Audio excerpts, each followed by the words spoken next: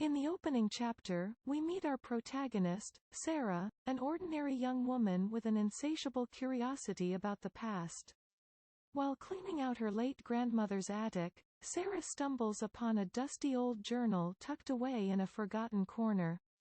Intrigued, she flips through its pages, discovering that it belonged to her great-grandmother, who mysteriously vanished decades ago. Among the journal's entries, Sarah finds sketches of a strange, ornate key, along with descriptions of an otherworldly door that her great-grandmother claimed could transport one through time. Skeptical yet fascinated, Sarah decides to visit her grandmother's childhood home, where she believes the door might still exist.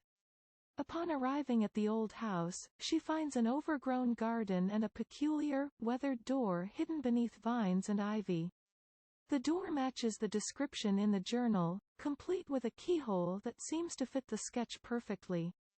As she hesitates, unsure of the consequences, a gust of wind blows through, and the door creaks open on its own. Feeling a mix of excitement and trepidation, Sarah steps through the door and is immediately enveloped by a swirling vortex of colors and sensations. When the chaos subsides, she finds herself in a place that looks both foreign and strangely familiar, leaving her overwhelmed with confusion and questions about where, or rather when, she has ended up. In this chapter, Sarah begins to explore her new surroundings in earnest. She finds herself in a bustling medieval market square, complete with merchants hawking their wares and villagers going about their daily activities. Everything from the architecture to the clothing seems alien yet captivatingly vibrant. Sarah's modern attire and appearance draw puzzled looks from the people around her, and she quickly realizes that she must find a way to blend in.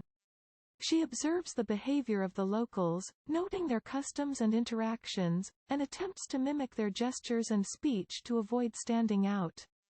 As Sarah navigates the unfamiliar streets, she encounters a kind-hearted tavern keeper named Eliza, who takes pity on her and offers her a place to stay. Eliza is intrigued by Sarah's unusual accent and mannerisms, but she chalks it up to Sarah being a traveler from a distant village. Sarah's interactions with Eliza give her insight into the time period she's landed in, including its societal norms, beliefs, and challenges. She begins to understand that the device's magic has brought her to a time she's only read about in history books. The chapter ends with Sarah realizing the complexity of her situation. She yearns to return to her own time but acknowledges that she must first adapt to this world if she hopes to survive and find a way back home. As Sarah settles into her new life in the past, she becomes increasingly aware of the impact her presence has on the world around her. Simple actions and conversations she has with locals seem to trigger subtle changes in the timeline.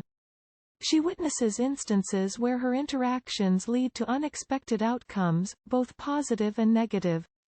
One day, Sarah prevents a street vendor from being cheated by a dishonest customer. Grateful for her intervention, the vendor shares information about a hidden well of knowledge in the village, where ancient scrolls containing forgotten wisdom are stored. Sarah's newfound friendships and acts of kindness gradually shape the lives of those around her. However, not all the effects are positive.